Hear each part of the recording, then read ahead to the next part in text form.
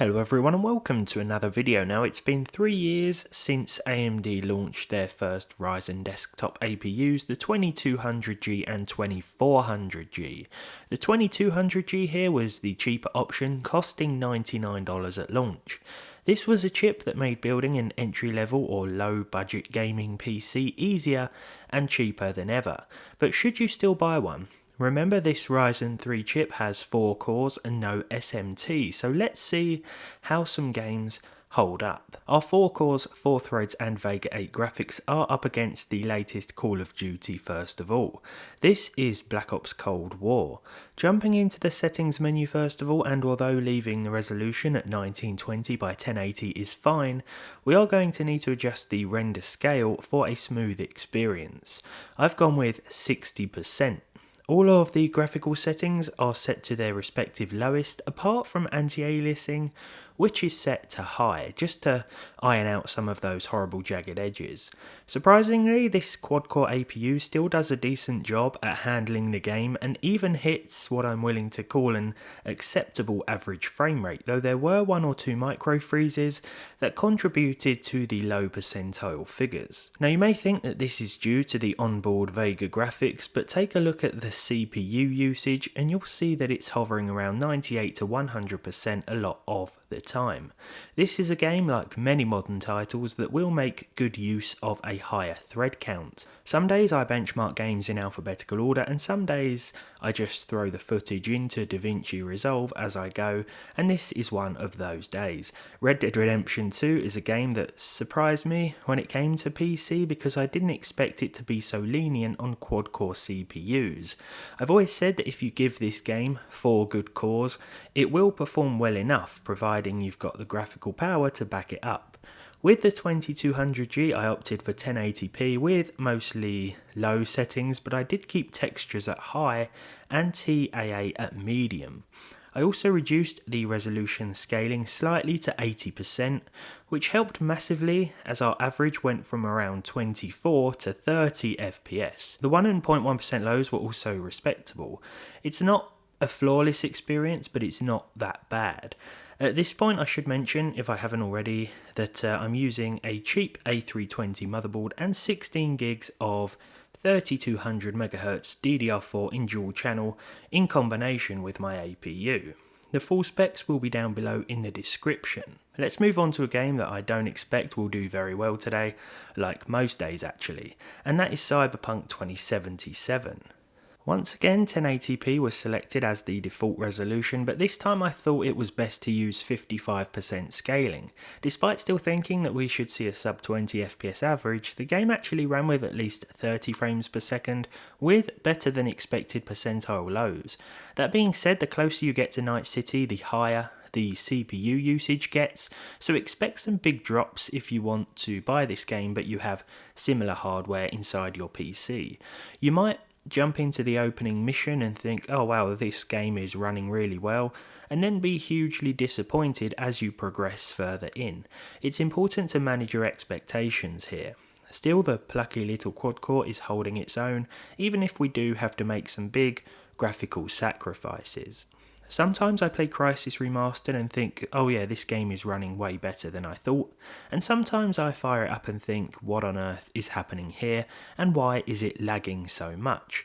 Today my thoughts lie closer to that last statement, but 720p resolution soon sorted out all of my problems. The dense tropical canopies do play havoc with the frame rate, and I found that the further we got from large expanses of trees, the higher the FPS. It's quite a varied performance experience, to be honest, more so than I've experienced in other games. Even so, Crysis 2020 ran quite well once we dropped the res down to a native 1280 by 720 at times, hitting and exceeding 60 frames per second. Just like in most games, the Vega 8 iGPU was the limiting factor here, but as you saw in Call of Duty, the 4 threads can still be quite problematic. Moving on to Assassin's Creed Valhalla now, and once again I'm using 1920 by 1080 as a sort of base resolution and then adjusting the scale. This time 50% is the best option in order to hit at least 30 FPS. Whether you adjust the resolution scale sliders or turn down the native output is entirely up to you, but I tend to lower the scaling these days to retain the sharpness of the HUD or minimap. Once again, I was surprised by the gameplay performance. Sure, the game is about as sharp as a pair of children's craft scissors, but it is sort of playable and becomes even more playable outside of busier settlements. So far then, and the 4 cores and Vega 8 graphics of the 2200G are just about hanging in there, even with modern and demanding AAA titles. I paid just under £80 for this chip second hand. The way I see it is that I probably couldn't find a CPU and GPU combo for the same money that could perform just as well, especially nowadays, and that's why I'm keen to still sing the praises of this APU. That statement is of course totally irrelevant if this thing costs a small fortune where you live, but then again it still might be cheaper than most graphics cards right now. Moving on to Days Gone, and the first time I played this it was a stuttery mess on this system. Fast forward 30 minutes and after closing the game, restarting my PC and loading my last save, all of the problems I had seem to have gone, and the average frame rate has increased by about 50%. I can't really explain it, and in fact I'm not going to try to, but all I know is that Days Gone runs pretty well on the 2200G with a 40% reduction in default resolution. Onto the classic GTA 5 now, and as usual with APUs I opted for a middle of the road normal settings experience with the in-game sliders set about halfway. As per usual, this does equate to a close to 60 FPS experience, but there will still be some drops here and there. My gameplay journey started up in the Vinewood Hills, and eventually I made my way down towards Los Santos, where the performance held up quite well. There was no need to mess around with any resolution scaling options here, as GTA at 1920 by 1080 performs just fine with the 2200G.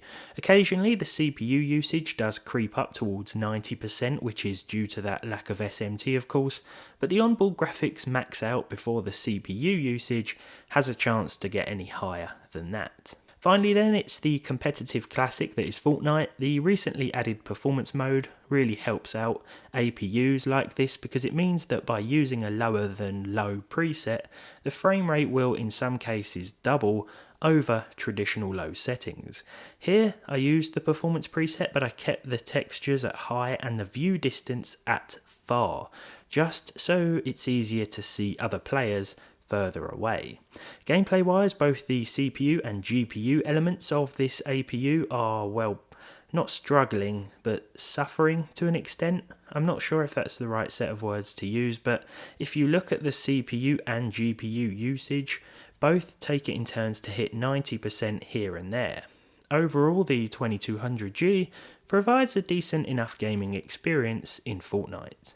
To conclude then, the Ryzen 3 2200G, the first desktop Ryzen APU from AMD, is still putting up a decent fight. It's safe to assume that the Ryzen 5 2400G is still good as well, as that has SMT, so 4 cores and 8 threads. Those 8 threads will really help out in some scenarios, not to mention keep those frame times more stable, and the Vega 11 integrated graphics should help boost frame rates in more demanding AAA games. Overall then, I hope you've enjoyed this video. The Ryzen 3 2200G is still a decent low cost option if it is actually low cost where you live. If you enjoyed this one, leave a like on it down below. Leave a dislike if you didn't.